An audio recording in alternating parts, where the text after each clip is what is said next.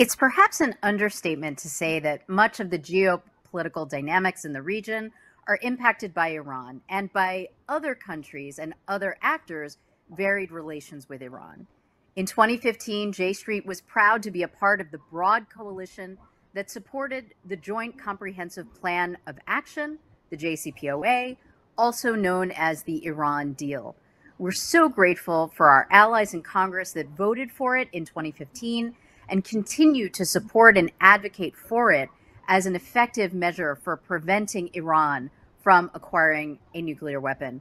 We're delighted to have with us today one of the most prominent and effective champions of the agreement and clear-eyed diplomacy, Senator Chris Murphy from Connecticut, to talk about the current state of the JCPOA and how the U.S. can begin to re-engage with Iran and the rest of the region. Senator Murphy, thanks so much for being with us for the J Street conference. I'll pass it over to you for some brief opening remarks. Well, let me thank you, Deborah, for being in conversation today. Looking forward to it. Let me thank J Street for providing such wise counsel and strong advocacy to those of us who continue to support the U.S.-Israel bilateral relationship, who support a two-state future in the region, including a viable Palestinian state, and who support the idea of building alliance structures around the world that can protect U.S. interests through multilateral efforts. I just want to make clear that without J Street, it's not clear that the JCPOA would have ever gone into effect.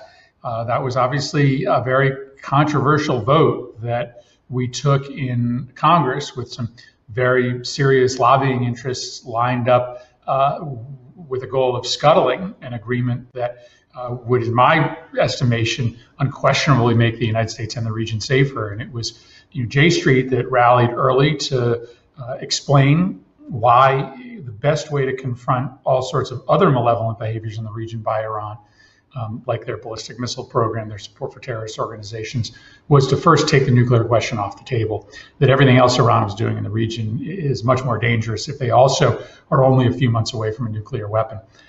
We've obviously taken some major steps backwards. The United States pulled out of the JCPOA, and now we are attempting to put it all back together.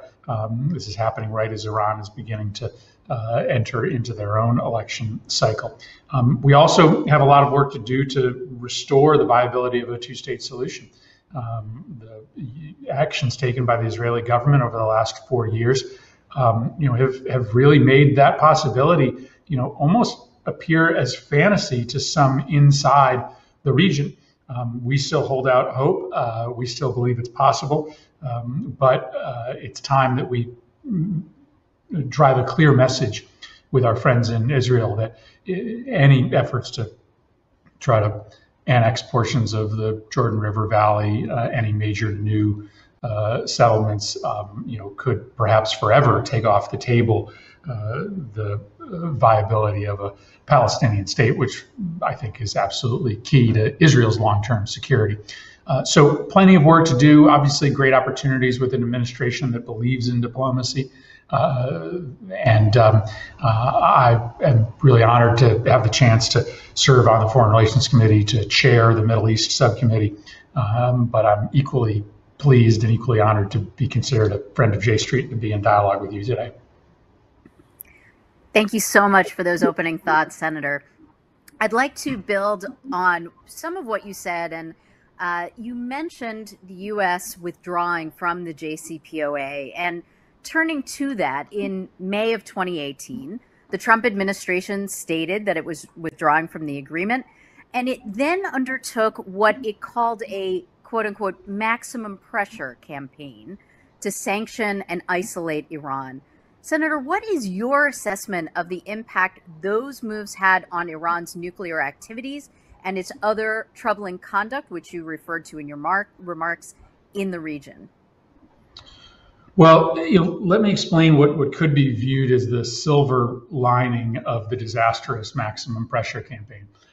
Those that were arguing against J Street and myself as we were debating the JCPOA said that the United States should pursue a different course. They said yes, Europe may be tiring of sanctions, but it's really important that the United States continue to apply sanctions, even if they are unilateral, apply them tougher and longer, because that will get the Iranians to come to the table on everything, not just their nuclear program.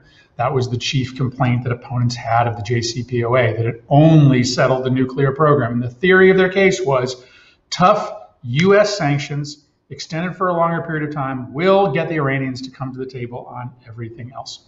Well, we now have the verdict. It is in on that policy. That is exactly what Donald Trump tried for 4 years. He withdrew from the JCPOA. Europe, as expected, went their own way. We applied even tougher sanctions than ever before. We told the Iranians, we're not talking to you unless you're willing to talk about everything. Pompeo sent them a list of 12 demands. What happened? Iran didn't come to the table on anything. Not a single one of the 12 demands was met. There wasn't a single dialogue during the 4 years of any meaning. And they restarted the nuclear program such that they are now 3 or 4 months away from a nuclear weapon if they so choose to move down that road, whereas they were more than a year away from a nuclear weapon under the JCPOA. So the benefit of maximum pressure is that we now know that the opponents of the JCPOA were wrong. And we don't just know that in theory, we now know that in practice.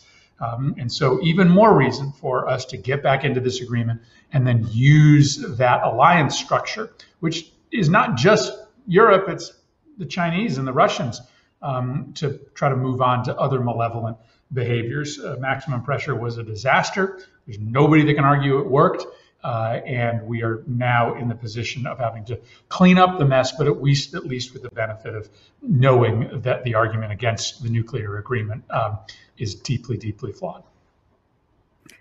Well, you certainly make what is to me a very compelling case, Senator, that the opponents of the JCPOA were proven wrong. But fast forwarding to today, now we have critics of the JCPOA saying that the U.S. shouldn't re-enter the agreement, even as a first step toward further diplomacy. And instead, they should pressure Iran to make additional concessions on its nuclear and non-nuclear activities using the Trump-era sanctions as quote-unquote leverage before providing any economic relief whatsoever. Do you think that that approach that JCPOA critics are now advocating is likely to result in Iran agreeing to stronger constraints on its activities? Well, there's no doubt that Donald Trump had some inept people working for him inside his national security team.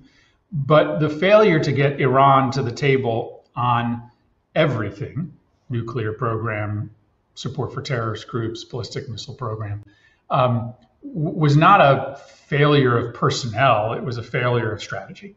Obama couldn't get Iran to agree to everything. Trump couldn't get Iran to agree to everything.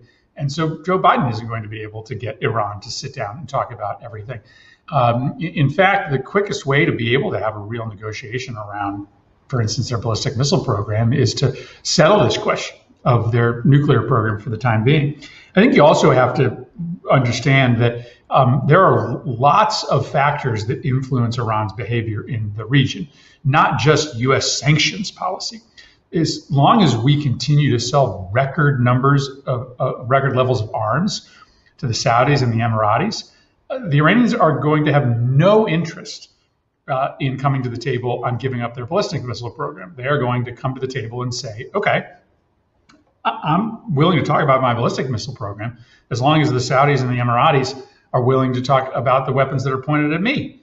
That's the action of a legitimate and rational political actor.